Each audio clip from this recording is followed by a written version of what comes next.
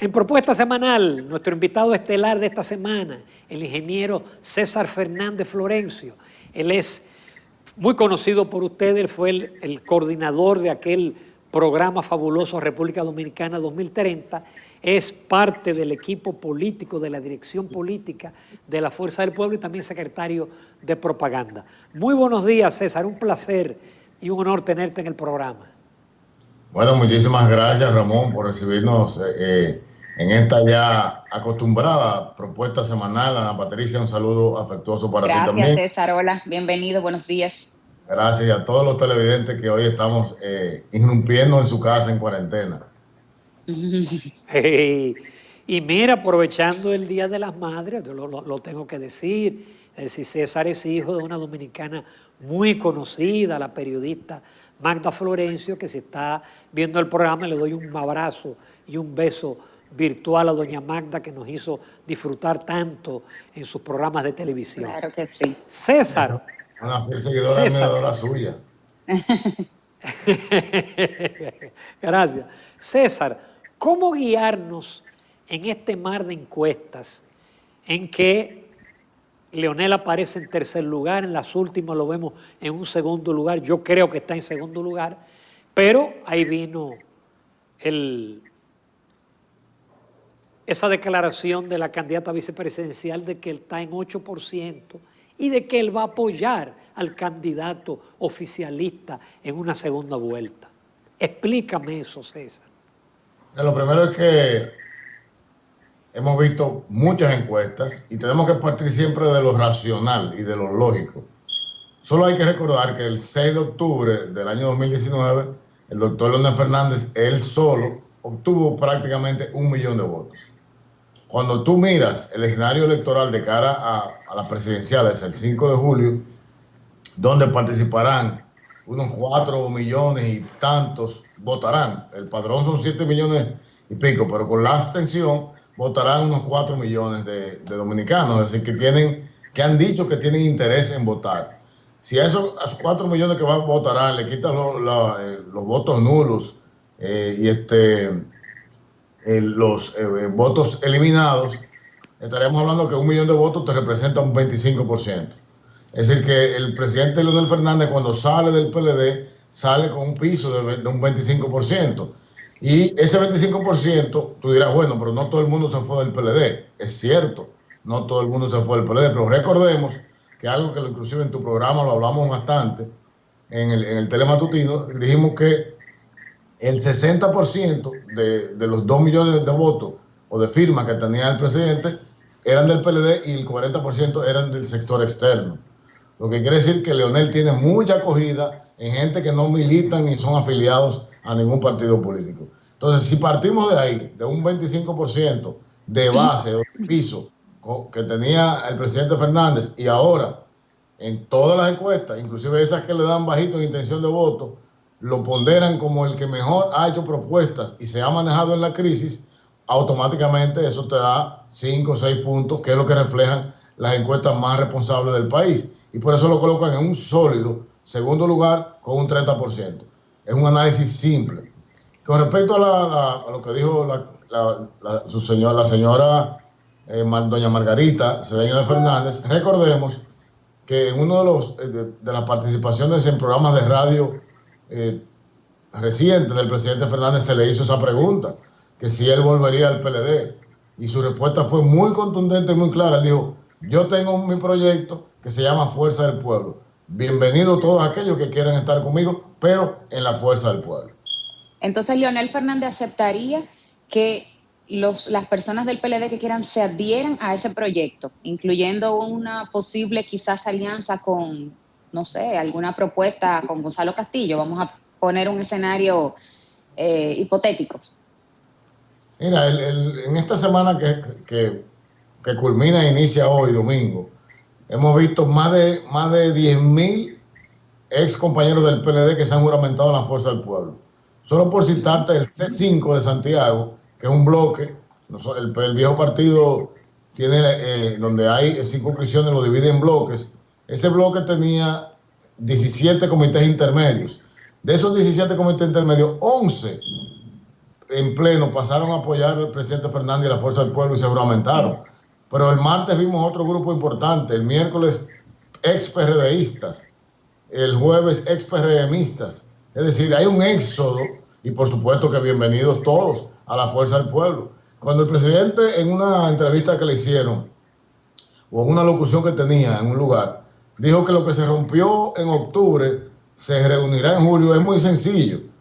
Los PLDistas ahora mismo están diciendo, bueno, las encuestas dicen que en una segunda vuelta Leonel le gana a Luis.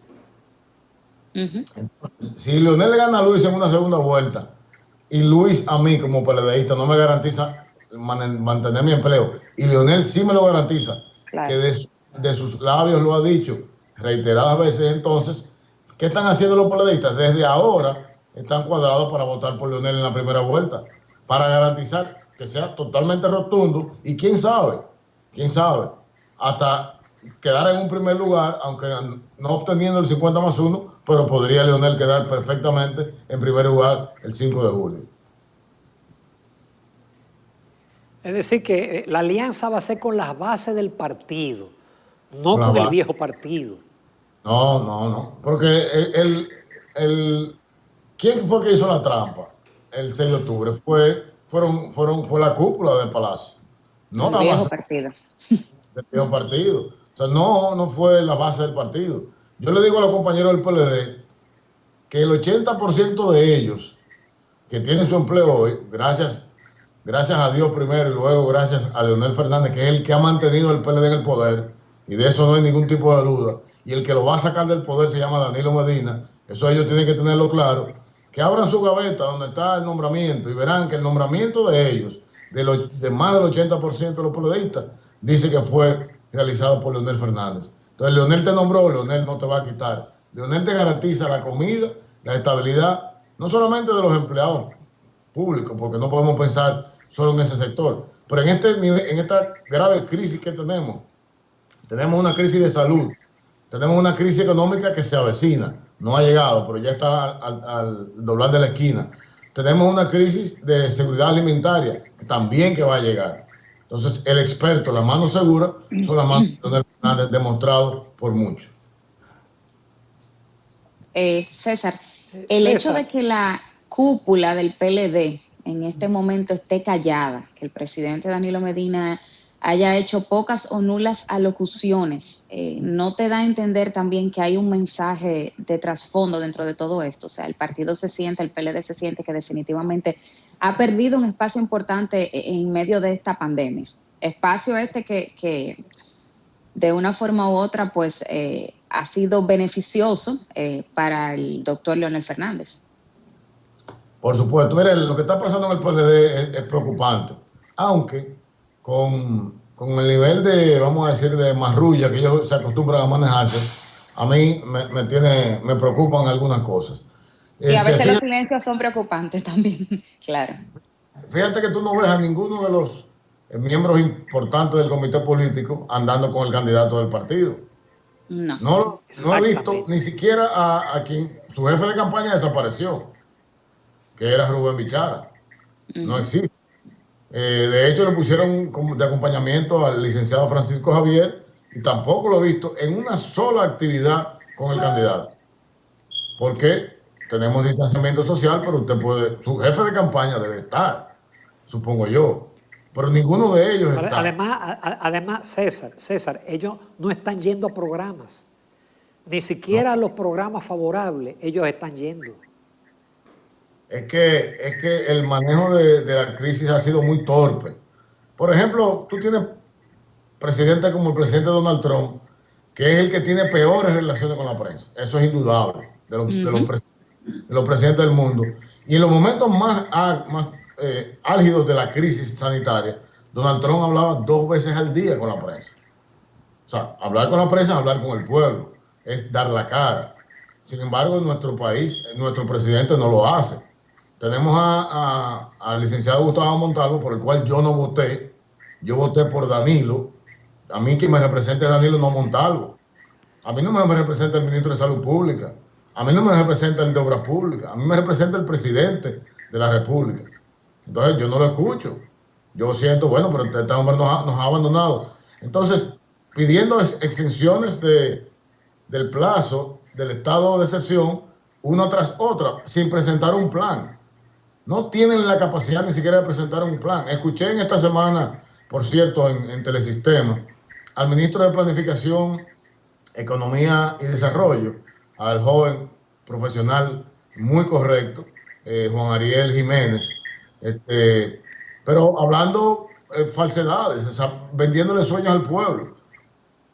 Según él explicó, el gobierno tiene todo un plan para resolver la parte económica y la parte de salud del COVID. Tienen unos modelos, modelan que si se abre tal sector empresarial pasa tal cosa, pero eso no se lo dicen al pueblo ni aplican nada. Porque yo te voy a decir algo, aquí hay negocios que pudieran estar abiertos con controles, con algún tipo de protocolo. Un taller de mecánica, por ejemplo. Un mecánico le trabaja a un vehículo. Entonces, si tú en un taller dices, bueno, yo voy a permitir, en el taller caben con una distancia considerable entre uno y otro 10 vehículos, bueno, ahí hay 10 mecánicos que tienen trabajo y tienen comida, porque esos mecánicos no tienen de qué vivir todos los días. Son gente que está pasando hambre. Y entonces la supuesta ayuda que el gobierno iba a dar a través de las iglesias, Monseñor Masaya acaba de decir que es mentira, que a la iglesia ni ha sonado el teléfono para coordinar nada con la iglesia. ¿Qué están haciendo con las ayudas? Están haciendo política.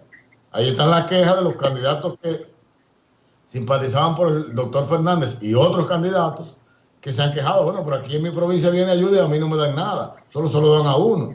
Fíjate cómo en Dajabón prácticamente matan a un joven en un problema con la entrega de ayuda. Entonces, la política de manejo del gobierno ha sido horrible y cada vez peor. O sea, no pegan uno. Mira este caso, qué interesante.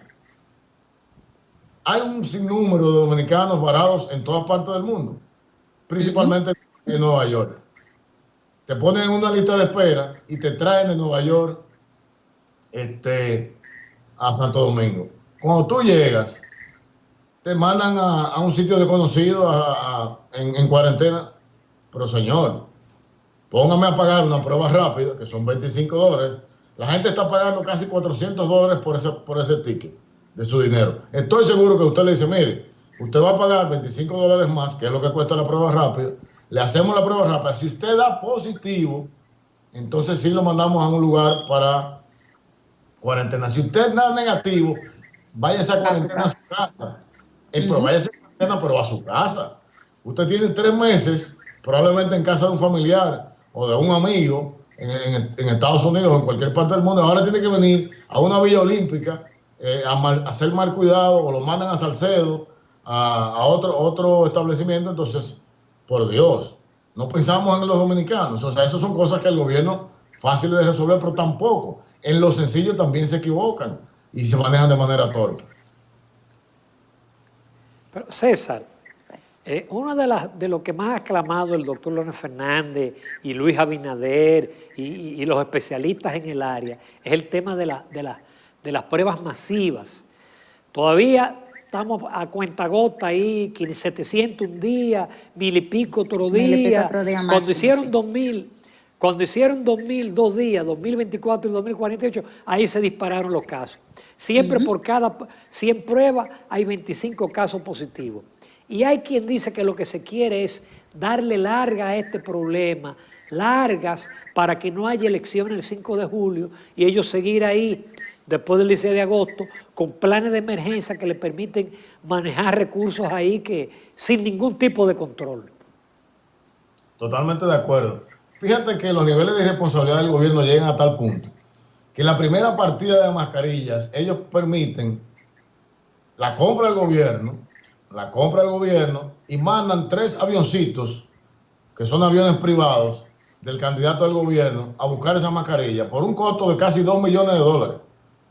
Cuando tú, en un solo avión, un 747, especializado en carga, así que podía traer 7, 8, 10 veces más que lo que los 3 aviones del candidato del gobierno fueron a buscar, y para hacer ese show político, por eso trajeron esa poca cantidad, en ese caso de mascarillas, pero igual las pruebas.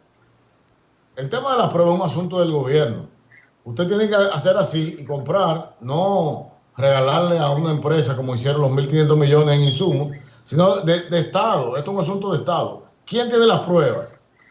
Corea tiene las pruebas. Bueno, de Estado a Estado. Mire, yo necesito tener 1 millón de pruebas lo antes posible. Usted me la va a ir dando en diferentes partidas. Y se hace un acuerdo de Estado.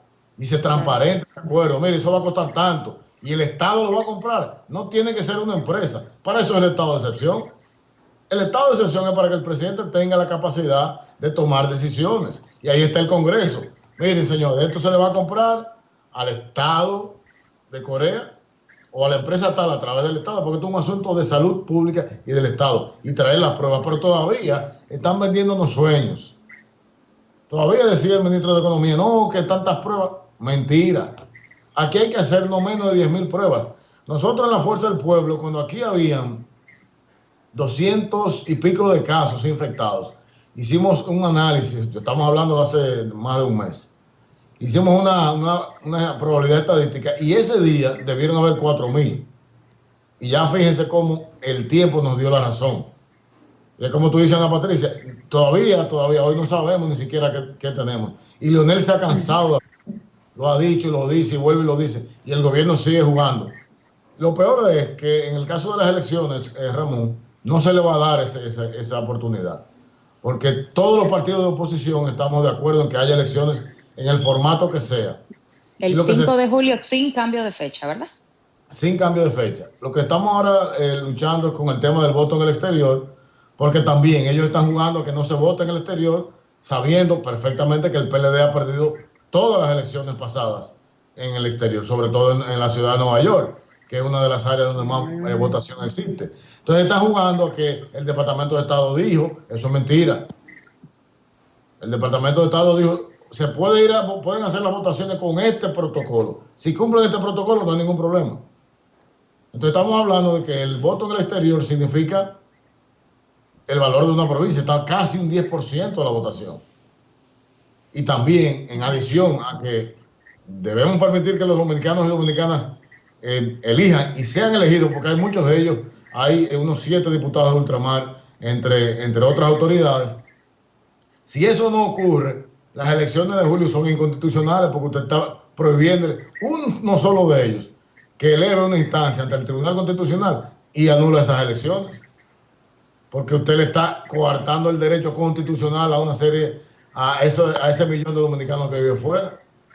César, pero ¿no habría miedo a una abstención muy alta aquí que pueda beneficiar al PLD por el hecho de que todavía, o sea, como que no hay un protocolo definido de cómo se va a ir a votar, qué medidas se van a tomar, va a haber mascarillas, van a haber guantes, va a haber realmente seguridad para las personas que asistan?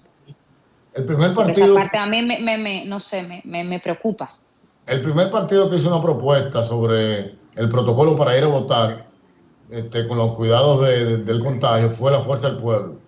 Y resulta para nosotros de mucha satisfacción que el 29 de noviembre la Junta en una sesión aprobó la compra de más de 47 millones de pesos en insumos, una primera compra en insumos, en mascarilla, en gel antibacterial, en alcohol, entre otros materiales, precisamente preparándose para las elecciones. Y en esta semana se está definiendo el protocolo, un protocolo que IFES hizo desde que salió la pandemia. IFES diseñó un protocolo, obviamente un protocolo estándar. Entonces eso usted coge y lo adapta a República Dominicana, de frente a los partidos políticos, todos de acuerdo, y se establece ese protocolo y vamos a votar. Porque yo te digo algo, y con respecto a la abstención que señalan, muy interesante. El 15 de marzo, ya el COVID estaba aquí. El 15 de marzo yo vi gente con mascarilla en los centros de votación. Las vi. Sí. Y vi gente con guantes. Es decir, que ya la gente sabía que había COVID. Y de manera inesperada para todos, pienso yo, y Ramón, tú me corriges, que no esperábamos que el 49% de la gente saliera a votar ese día en unas municipales. Y salió y votó el 49%. ¿Y eso qué dice? ¿Qué te dice eso? Que la gente salió porque la gente está harta del PLD. Y salieron a quitar esos alcaldes. O sea, que el PLD perdiera un bastión como Santo Domingo Este, te quiere decir que están hartos del PLD en Santo Domingo Este. Que perdiera un bastión como Asua, te están diciendo que estaban hartos del PLD en Asua. Y las únicas candidaturas importantes a alcaldía que retuvo el PLD fueron aquellas en que por compromiso moral el doctor Leonel Fernández no hizo ningún acuerdo ni presentó un candidato y por eso ganaron, como es el caso de Santiago, como es el caso de Santo Domingo Norte. Recuerden que esas encuestas, ambos candidatos estaban por encima de 20 puntos y terminaron muy cerca por debajo de 10 puntos el resultado, lo que te quiere decir que si nosotros hubiéramos puesto un candidato y hacemos una alianza con otro, el cuento sería muy diferente en este momento. La gente va a ir a votar el día 5 porque quieren sacar al gobierno de ahí. Con mascarilla, con casco, con guantes, hasta con guantes de boxeo, porque la gente irá a votar. Amigos de Propuesta Semanal, continuamos conversando con el licenciado César Fernández Florencio, secretario de Propaganda de la Fuerza del Pueblo. César, eres ingeniero, manejas estrategias. La semana pasada varias confederaciones, las más importantes del sector construcción, están pidiendo al gobierno que este sector se reabra, necesitan que la economía se dinamice, se necesita que la economía se reactive. ¿Qué tú opinas al respecto de ese sector, que es un sector del cual tú conoces perfectamente, pero también de muchísimos otros sectores del país que necesitan una apertura, porque por el camino que vamos, o sea, hay una canasta básica que está subiendo todos los días, hay un dólar que se está disparando, hay ciertos indicadores que no son alentadores en este momento? Casualmente, cuando inició estoy buscando un documento para mostrarlo, cuando inició la pandemia, nosotros iniciamos una serie de en vivos, popularmente como se le llama, sobre temas relacionados con el COVID. Uno de los en vivos que hicimos fue con Acoprovi y con algunos ingenieros del sector construcción, asociaciones de hormigoneras, etcétera. Y en ese en vivo, te estoy hablando hace un mes por lo menos que ocurrió ese, planteamos y vimos, analizamos en el sector de construcción particularmente, cómo países como Brasil, Argentina, Colombia, México, Canadá, entre otros, en muchos, el sector de construcción estaba abierto 100% normal. Es decir, operando Nunca de manera normal. Nunca cerró. Nunca cerró, en algunos. En otros, con un protocolo establecido. Por ejemplo, para ilustrar a los amigos televidentes, un edificio cuando usted lo hace, usted va colocando los pisos y luego usted cierra el edificio. Si tú estás levantando un edificio, la parte de levantarlo tiene un personal mínimo porque casi todo es maquinaria, todo es grúas, grúas telescópicas de hormigón, etcétera. Entonces usted puede, bueno, en esta etapa, en estos 3 meses, no pierdo dinero ni tiempo y sigo levantando mi edificio. Cuando pase la pandemia, entonces comienzo a cerrarlo y puedo entrar ya a brigadas más numerosas de trabajadores, aunque también controladas.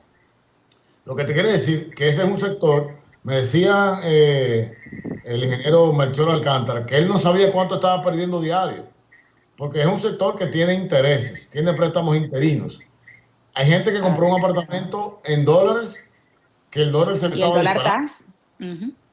Disparándose el dólar, pero también disparándose los insumos al constructor.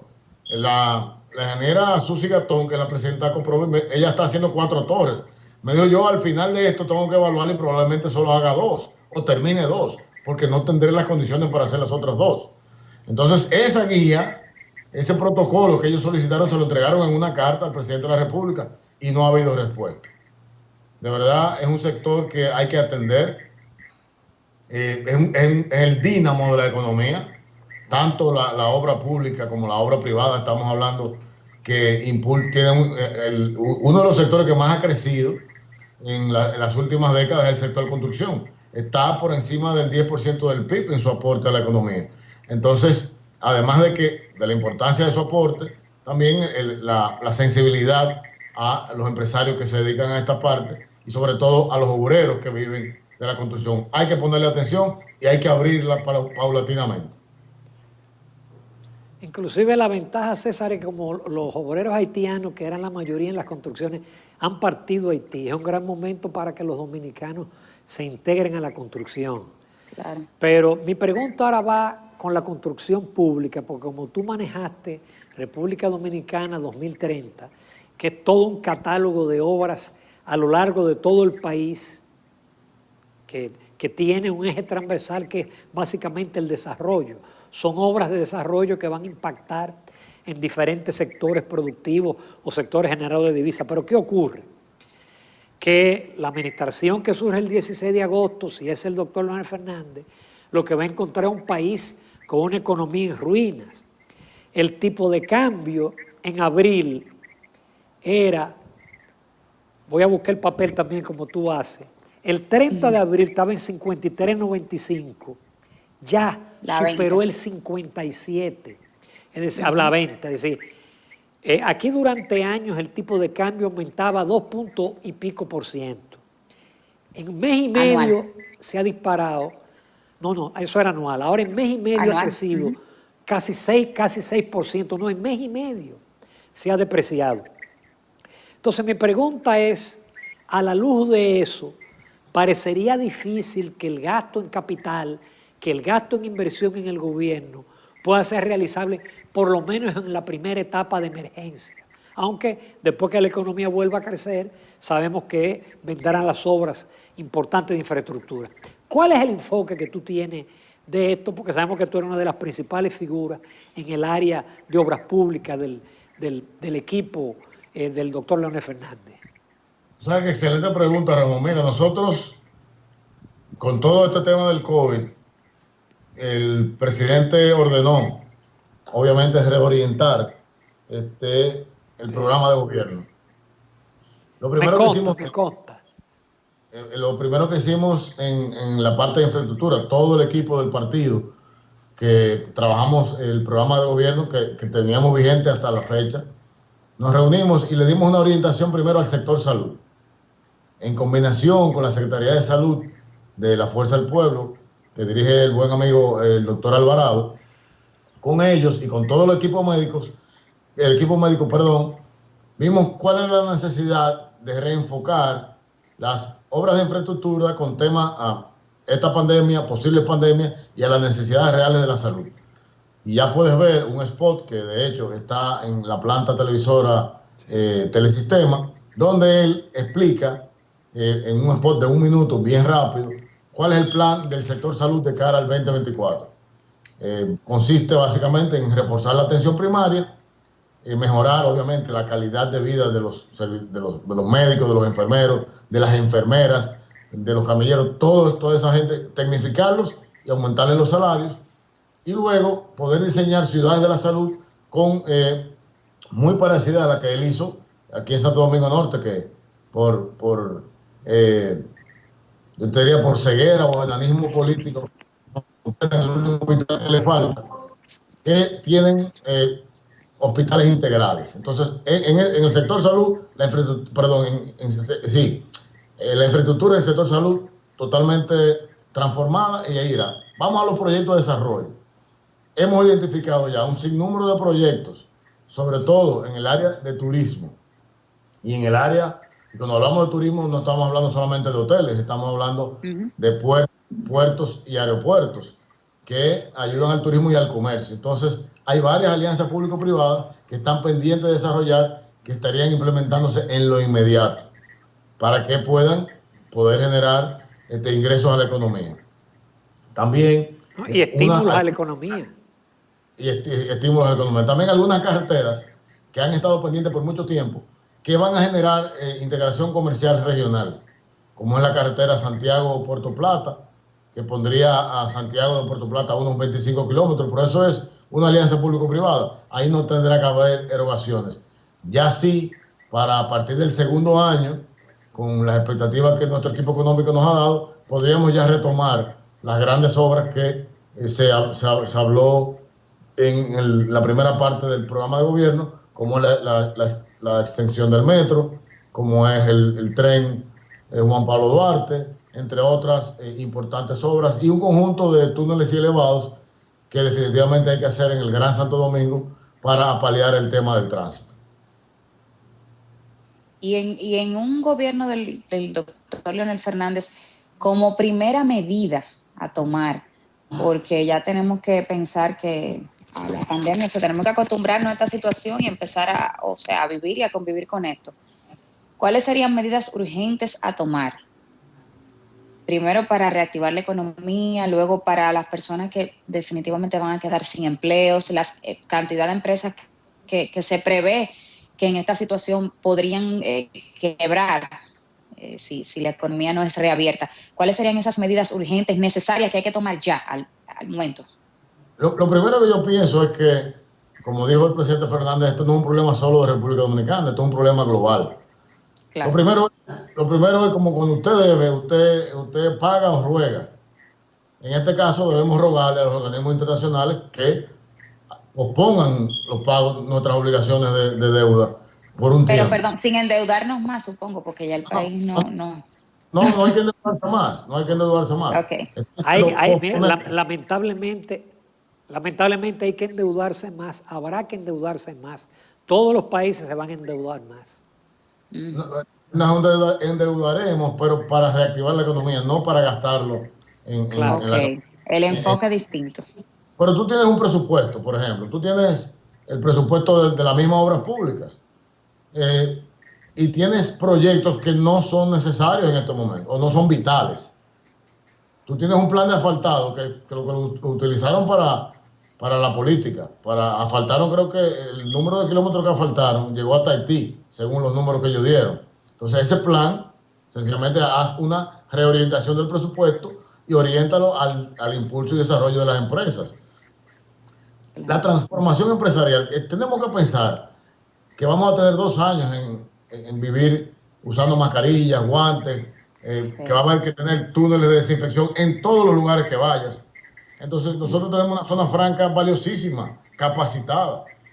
Transformar esa zona franca e impulsarla, podemos usar recursos del presupuesto que tenemos, reestructurarlo y pasarlo ahí.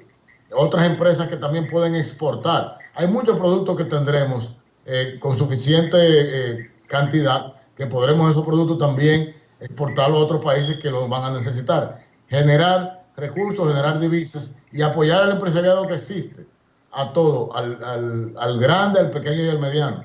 Porque, como te decía, la crisis económica se avecina. Entonces hay que hacer un replanteo.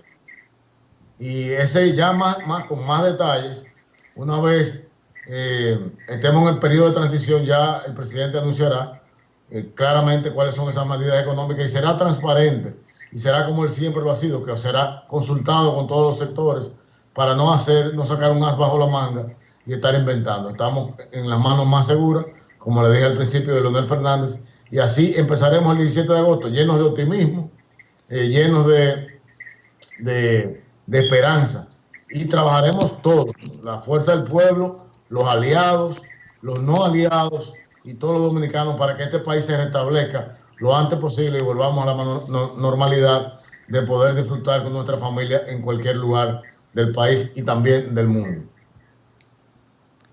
La ventaja es que Leonel ha enfrentado muchas crisis, la del 2004, el choque de los precios, la zona franca, la crisis financiera mundial, y en todas salió indemne. Sabemos que en esa parte no hay problema, es de los candidatos el más experimentado y el que tiene además una visión global de hacia dónde van los eventos. Y por eso él ha apostado a que la respuesta va a ser global, como lo fue en la crisis del 2008. Ahora bien, hay cosas que yo imagino que el doctor Leonel Fernández viene diferente. Tiene la ventaja de que no tiene el peso de ese comité político que habría que nombrarlo. Pero en términos de la transparencia, en términos de esa corrupción que le ha hecho tanto daño al país y a este gobierno, ¿qué debemos de esperar de una administración del doctor Leonel Fernández? Lo primero es recordar, Ramón, que quien ha creado la vocación de transparencia en la República Dominicana es Leonel Fernández. Hay más de 14 iniciativas que ha sido él el creador y que la ha puesto en funcionamiento. La ley 34006 de compras y contrataciones, la ley de tesorería, la ley de contraloría, la Oficina de Acceso a la Información Pública, el PEPCA o el DEPRECO, como le viven cambiando el nombre, pero es Prevención de la Corrupción Administrativa, la Comisión de Ética, En fin, hay un sinnúmero de iniciativas que ha ayudado a mejorar la declaración jurada de bienes de los funcionarios, entre otras. Entonces, no ha sido suficiente. Estamos claros que no ha sido suficiente. Hay que ser más rigurosos, sobre todo en los regímenes de consecuencia, y lo seremos. Es una convicción del presidente de que los errores del pasado sirvan de enseñanza y sobre todo en el ámbito de corrupción administrativa. En las encuestas recientes, antes de empezar la crisis, la corrupción administrativa estuvo rondando muchas veces el segundo lugar en el interés de la gente, inclusive más que la ratería común o el crimen. Seguridad ciudadana. La gente le preocupa mucho cómo se maneja el dinero del Estado, y eso es lo que ha hecho este gobierno. Ha aprovechado la pandemia para la corrupción administrativa esté rampante. Vemos que diariamente hay cientos de licitaciones mal hechas, totalmente sesgadas, que son tan burdas que hay que devolverlas en la forma que lo están haciendo. Entonces, en un gobierno del presidente Fernández habrá mucho más transparencia y habrá mucho más mano dura contra los propios funcionarios. Funcionarios que se equivoque, funcionarios que va a tener que de manera personal responder por sus errores. El presidente Fernández ya no va a cargar con el lastre de nadie. Ya fue suficiente, ya eso pasó. Ahora cada quien tiene que cuidar su sendero, cuidar su parcela y tratar de salir bien de la gestión, porque se trata de una gestión ejemplar que el presidente Fernández quiere hacer, entendiendo que estas gestiones que vienen ahora para él podrían ser la última vez que se presente a la presidencia de la República. Y si es así, quiere terminar en el mejor posicionamiento ante su pueblo, ante el pueblo dominicano. Y el dinero del pueblo se respeta y hay que cuidarlo. La gente espera caras nuevas, la gente no espera una repetición. Claro, hay personas que son claves, hay personas que han desempeñado una labor extraordinaria, pero viene el doctor Leonel Fernández con nuevas personas también. Personas que aporten cosas nuevas, que no sea solamente la vieja guardia. Yo te lo resumiría con lo siguiente, Ana Patricia. Él viene con lo mejor de lo viejo y con lo mejor de lo nuevo. Perfectamente. César Fernández, muchísimas gracias por tu participación. Este hombre sabe de ingeniería, de economía, de planificación. Es de las caras nuevas que vamos a ver en el caso de un gobierno del doctor Leonel Fernández. César, muchísimas gracias por tu disposición, César. Siempre a aceptar nuestras invitaciones. Salud. Mucha salud y cuídense y quedándose en casa. Un abrazo. Claro que sí, gracias. Abrazos. Igualmente. Continuamos, amables televidentes, en Propuesta Semanal.